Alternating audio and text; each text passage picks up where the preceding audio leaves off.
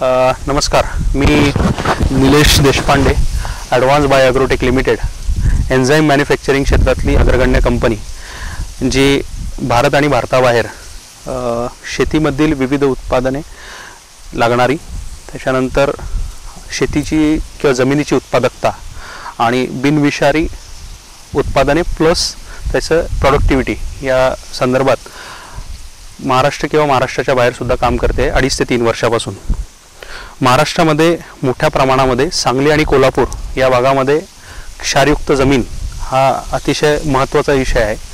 दिवसेंदिवस उत्पादन ऊसाचं असेल किंवा इतर कुठल्या पिकांचं असेल हे मोठ्या प्रमाणात कमी होत चाललं आहे आणि जमीन नापीक होते, कारण पाण्याचा जास्तीत जास्त उपयोग आणि रासायनिक खतांची जास्तीत जास्त मात्रा, इनडिस्क्रिमिनेट यूज ऑफ फर्टिलायझर्स हे मोठ्या प्रमाणात होत आहे. त्यामुळे जमिनीचा पोत खराब होऊन योग्य असं सुदृढ पीक किंवा रोग किंवा कीड नियंत्रण हे मिळत नाही. पर्यायीने खर्च फार मोठ्या प्रमाणात वाढतो आहे. शेतकऱ्याची तशी अवस्था बिकट होत चालली आहे आणि शेतीपासून तो परावृत्त होतो आहे किंवा तो म्हणतो की क्षारयुक्त जमिनीमध्ये येतच नाही, त्यामुळे तो चांगल्या प्रकारच्या ज्या काही पद्धती आहेत, पीक पद्धती आहेत, त्याकडे तो वळत नाही. या संदर्भात एक प्रथदर्शनीय प्लॉट सांगली भागात तुंग या याच्यामध्ये आम्ही केला. त्याला कोळशे साहेबांनी एक चांगल्या पद्धतीने आम्हाला सपोर्ट केला. तर आपण त्यांच्याकडनं अधिक माहिती जाणून घेऊया की त्यांनी काय प्रकारचं ट्रीटमेंट केली आहे, कुठल्या प्रकारची उत्पादने वापरलीत आणि त्यांना काय फरक पडला. नमस्कार कोळशे साहेब. नमस्कार. आपलं नाव, गाव आणि सगळे सांगा माहिती शेतकरी बंधूंसाठी. नाव जीवनधर जंबू कोळसे, गाव तुंग, तालुका मिरज, जिल्हा सांगली. आणि हा जो आता प्लॉट केलेला आहे आपला ऊसाचा, ही व्हरायटी आहे 86-032. त्याच्यामध्ये 4.5 फुटाची सरी आहे. 4.5 फुटावरती 1.5 फुटावरती सिंगल डोळा ह्या पद्धतीने लागण केलेली आहे. आणि आतापर्यंत त्याला आपण सुरुवातीला एजी सुपर ड्रेंचिंग केलं. लागण केल्यानंतर एजी सुपरचं एक ड्रेंचिंग केलं. काय ग्रॅमने केलं होतं ते? पर एकर 500 ग्रॅम. पर एकर 500 ग्रॅम पाण्यामध्ये करून ऊसाची लागण केल्यानंतर ड्रेंचिंग केलं होतं, पाणी दिल्यानंतर. त्याच्यानं काय फरक पडला?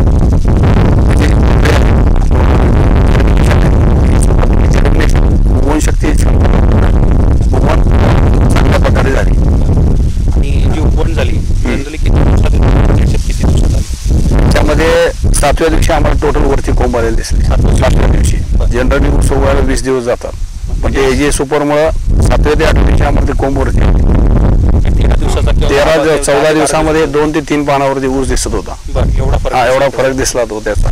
जनरली शेतकरी ट्रीटमेंट करत नाही, तर त्या लेवलला ट्रीटमेंट केली तुम्ही सुपरची. एजी सुपर ही सोपी होती, कठीण होती? शेतकरी बंधूंना किंवा रादर सोपं, याला काही फार येत नाही आणि करण्यास सोपं आहे असं काही नाही? काय नाही, म्हणजे कसं कांड्या बुडवणे हा एक थोडा प्रॉब्लेम आहे की ते वेळेवर होत नाही.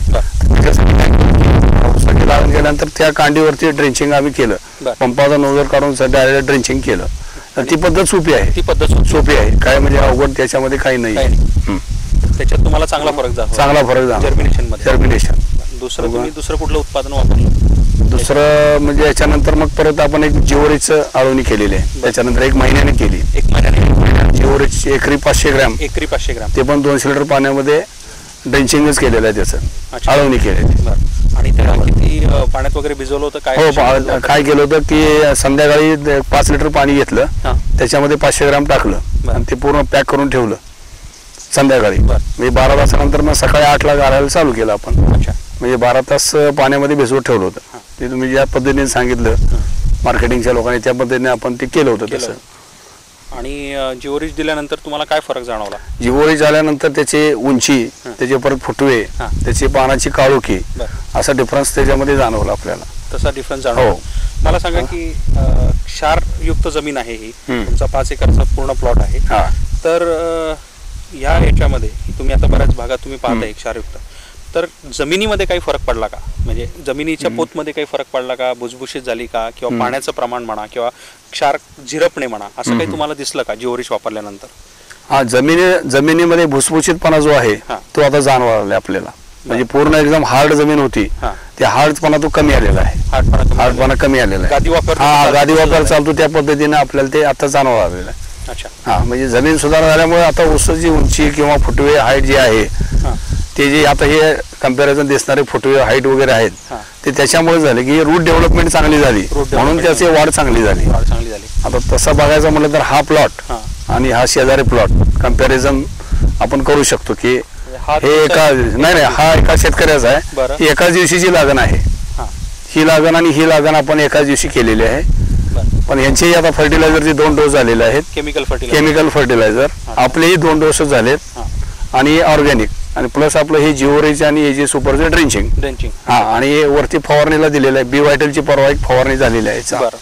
याच्यामध्ये तुमच्या हुमणीचा काही प्रादुर्भाव जाणवला का? हा, हुमणीचा आहे. सुरुवातीला हुमणी होती, त्याला आपलं ते एक पेस्टोसिल जे आहे ते आम्ही पाट पाण्याद्वारे सोडलेलं होतं. फक्त पाट पाण्याद्वारे सोडलेलं आहे. त्याला 500 ग्रॅम एकरी सोडलेलं आहे. त्याला तेवढा फरक पडा म्हणजे आज तरी सध्या हुमणीचा काही विषय नाही.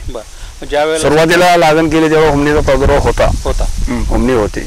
आणि 500 ग्रॅम पाट पाण्याने तुम्ही सोडलं तर त्यावेळेला असं काही जाणवलं का? कारण शेतकरी बंधूंचं असं म्हणणं असतं की आम्ही आता ते कसं सोडू, फवारणं शक्य नसतं किंवा भरपूर वेळा तो तेवढं पाणी त्याला मिळत नाही, तर याला नुसतं पाट पाण्याने सोडलं तर त्याचा सोडलं चालेल. 200 लिटर पाण्यामध्ये ते करायचं. पंपाला खाली 200 लिटरच्या बॅरेलला खाली एक चावी अर्ध्यांची बसवायची. बरं. आणि ते थोडं जरी सोडलं तरी ते पाट पाण्याद्वारे पूर्ण क्षेत्राला जाऊ शकतं. पूर्ण क्षेत्राला. त्यामुळे त्या काही नाही, काय असं अवघड त्याच्यामध्ये काही नाहीये, होऊ शकतं असं. अच्छा. याच्या व्यतिरिक्त जे तुमचे फुटवे आहे अजून, ही किती दिवसाची लागवड झाली आता आपण? ही 3 महिने झालेले आहेत. 3 महिने झाले. अजून याची पूर्ण पक्की भरणी करायची आहे. पक्की भरणी आता होणार, 1 महिन्याने याची पक्की भरणी करायची आहे. बरं. याच्यामध्ये आता मुख्यतः हा जो काही तुम्हाला फुटव्यांची संख्या दिसते, तुम्हाला किती उत्पन्न अपेक्षित आहे समजा हे सगळं पाहून? याचं आता आम्ही 90 टनाच्या आसपास धरलेलं आहे एकरी पर एकर. तुम्ही मागे पूर्वी कधी क्षारयुक्त जमिनीमध्ये शेतीची धाडस केलं होतं का? नाही सर, नाही केलं. यावेळेला पहिल्यांदाच केलेलं आहे. बरं. असं. आणि आता तुमच्या मार्गदर्शनाखाली काही लोक क्षारयुक्त जमिनीचं काही विचारतात का तुम्हाला? हा प्लॉट पाहायला येतात लोक? येतात की, काय वापरलं वगैरे विचारतात. अच्छा. म्हणजे मुख्यतः याच्यामध्ये एक ऑब्झर्वेशन किंवा निरीक्षण जर पाहिलं तर 90 दिवसाचा प्लॉट आहे. याच्यामध्ये क्षारयुक्त जमीन असून सुद्धा इथे क्षारांचं प्रमाण कमी आहे. तो जमिनीचा पोतही आपण या भागात दाखवू. जमीन भुसभुशीत झालेली आहे. म्हणजे थोडक्यात त्याच्यात ऑक्सिजनचं प्रमाण, जीवाणूंची संख्या आणि त्याच्यामधून विशिष्ट असे पोषक अन्नद्रव्ये जमिनीतून झाडाला मिळाले. आणि फुटव्यांची जर संख्या पाहिली 90 दिवसामध्ये एक 10 फुटवे प्रत्येक याला गड्ड्याला आहेत. आणि पानांची काळोखी, त्यांचा रुंदपणा जो क्षारयुक्त जमिनीमध्ये येत नाही, आणि ऊसाची क्षारयुक्त जमिनीमधली उत्पादकता 20 टनाच्या वरती कधी जात नाही. तर याला एक नक्कीच सोल्युशन म्हणून हे काम करेल असं मला आशा आहे. कोळशे साहेबांनी आपल्याला त्या बहुमूल्य वेळ दिला, आपले उत्पादनं वाचून त्यांनी वापरून त्याचा योग्य तो फीडबॅक आपल्याला दिला, त्याबद्दल मी त्यांचे आभार मानतो. थँक्यू. धन्यवाद.